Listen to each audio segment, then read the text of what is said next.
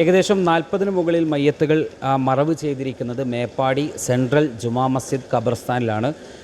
ഇവിടെ ദുരന്തത്തിൽപ്പെട്ട ആളുകളെ ഈ പള്ളിയിലേക്ക് എത്തിച്ച് ഈ പള്ളിയുടെ പിറകുവശത്ത് താൽക്കാലികമായി മയ്യത്ത് കുളിപ്പിക്കുന്ന പരിപാലിക്കുന്ന ഒരു കേന്ദ്രം ഒരുക്കിയിട്ടുണ്ട്. അവിടെ പ്രവർത്തിക്കുന്ന മയ്യത്ത് കുളിപ്പിക്കുന്ന ദൗത്യം ഏറ്റെടുത്ത വിക്കായുടെ പ്രവർത്തകരാണ്. ഇവരെ മാറി മാറി ഇവിടെ പല ആളുകളും വരും. കഴിഞ്ഞ 1-ാം ദിവസവും ഇന്നും ഒക്കെ ഇവിടെ പ്രവർത്തിച്ച വിവിധ സ്ഥലങ്ങളിൽ നിന്ന് വന്ന മയ്യത്ത് പരിപാലനം ചെയ്തുകൊണ്ടിരിക്കുന്ന ആളുകളാണ് എന്നോടൊപ്പം ഇപ്പോൾ ഇവിടെയുള്ളത്. നിങ്ങൾ എന്നും തുടക്കം മുതലുണ്ടോ, ഇന്നലെയുണ്ടോ, ഇന്ന് എങ്ങനെയൊക്കെയാണ് അതിൻ്റെ കാര്യങ്ങൾ? ഇവിടെ എത്ര മയ്യത്തുകളാണ് നിങ്ങൾ കുളിപ്പിച്ചിട്ടുള്ളത്? എന്തൊക്കെയാണ് അതിൻ്റെ വിവരം? ആദ്യത്തെ ദിവസം 7 മയ്യത്ത്, 1-ാമത്തെ മയ്യത്ത് മുതൽ 7 മയ്യത്ത് കുളിപ്പിച്ചിട്ടുണ്ട്. പിന്നെ അന്ന് രാത്രി പോയിട്ട് രാവിലെ വീട്ടിലെത്തി. പിന്നെ ഇന്ന് രാവിലെ ഇവിടെ എത്തി, സുബഹിസ്കരിക്കാൻ ഇവിടെ എത്തി. ഇന്ന് ഇതുവരെ ഇപ്പോൾ ഒരു മയ്യത്തേ വന്നിട്ടുള്ളൂ. ഇപ്പോൾ കുറേ മയ്യത്തുകൾ ഇങ്ങനെ വരാൻ നിൽക്കണം.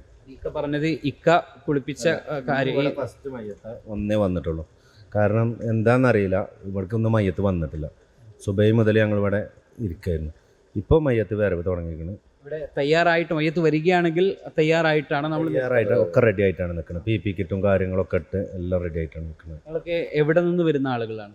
ഞങ്ങൾ തൃശ്ശൂർ ജില്ല കൊടുങ്ങല്ലൂർ മേഖലയിൽ നിന്ന് വരുന്നവരാണ്. ഞങ്ങൾ ഇന്നലെ രാത്രി അവിടെ നിന്ന് പുറപ്പെട്ടു.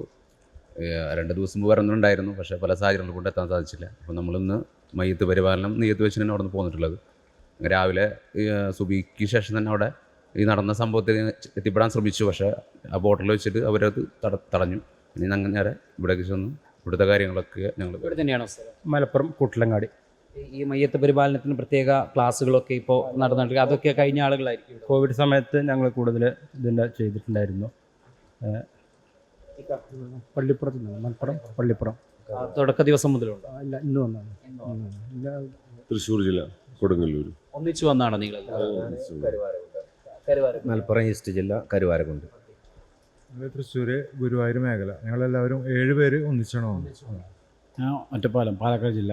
ഞങ്ങൾ രാവിലെ ഇന്നലെ പാലക്കാട് നിന്ന് ഒരു 8 ലോഡ് സാധനങ്ങളായിട്ട് നമ്മുടെ സംസ്ഥയുടെ കാര്യാലയത്തിൽ സ്റ്റോക്ക് ചെയ്യാൻ വേണ്ടി വന്നതാണ്. അവശ്യ സാധനങ്ങൾ സ്റ്റോക്ക് ചെയ്യാൻ വേണ്ടി വന്നതാണ്. നിങ്ങളൊക്കെ നേരത്തെ ഇത്തരം ദുരന്തങ്ങളിലൊക്കെ ഏതെങ്കിലും അനുഭവങ്ങളുണ്ടോ ഇതുപോലെ? കഴിഞ്ഞ പ്രളയത്തിൽ ഇവിടെ നിലമ്പൂരിലും അതുപോലെ തന്നെ കവളപ്പാറയിലൊക്കെ ഞങ്ങൾ പങ്കെടുത്തിരുന്നു. അന്ന് ഇവിടെ ഉണ്ടായിരുന്ന ഇലക്ട്രിക് വർക്കുകളും മറ്റൊക്കെ ഞങ്ങളാണ് ചെയ്തിരുന്നത്. തങ്ങിയിട്ട് ഇലക്ട്രിക്കൽ മെയിൻ്റനൻസ്, മോട്ടറുകൾ, അതെല്ലാം ഞങ്ങൾ ഒരു ഏരിയ മൊത്തം ഞങ്ങൾ നിലമ്പൂർ. ഈ ഒരു ദുരന്തം കാണുമ്പോൾ നമ്മുടെ മുന്നിലേക്ക് ഒരുപാട് മയ്യത്ത് ഇങ്ങനെ വരികയാണ്. അത് നമ്മുടെ മനസ്സിൽ അപ്പം നമുക്ക് എന്താണ് ഒരു പതർച്ചയാണോ, എന്താണ് ഒരു ഭയങ്കര വിഷമമാണുള്ളത്. കാരണം ഈ ദുരനുഭവം ഭയങ്കര മാനസികമായി തളർത്തുന്നൊരു ഘട്ടമാണ്.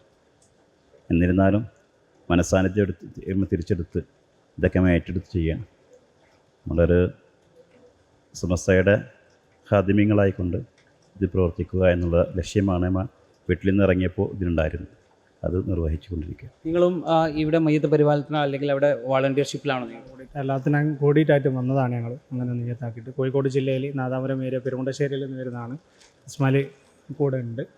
പിന്നെ തങ്ങളുടെ ഷുഹൈബ് തങ്ങളുടെ ഒരു കെയർ ഓഫിലാണ് ഞങ്ങൾ എന്തായത് ഇങ്ങോട്ടേക്ക് എത്തിപ്പെട്ടത്. സംസ്ഥയാണ് കൊടുങ്ങല്ലൂർ മേഖല, തൃശ്ശൂർ കൊടുങ്ങല്ലൂർ മേഖല. പാലക്കാട് ജില്ലയിൽ നിന്നാണ് ഞങ്ങൾ ടീമായിട്ട് ഇന്നലെ രാത്രി എത്തിയതാണ്. 8ഓളം വണ്ടികളിൽ സാധനങ്ങളോട് വന്നാണ്. ഇന്ന് ഉച്ചവരെ ക്യാമ്പുകളിലൊക്കെ സാധനങ്ങൾ എത്തിക്കുകയുണ്ടായി. ഇപ്പോൾ മയ്യത്ത് പരിപാലനവുമായി ബന്ധപ്പെട്ട് ഇങ്ങോട്ട് വരികയാണ്.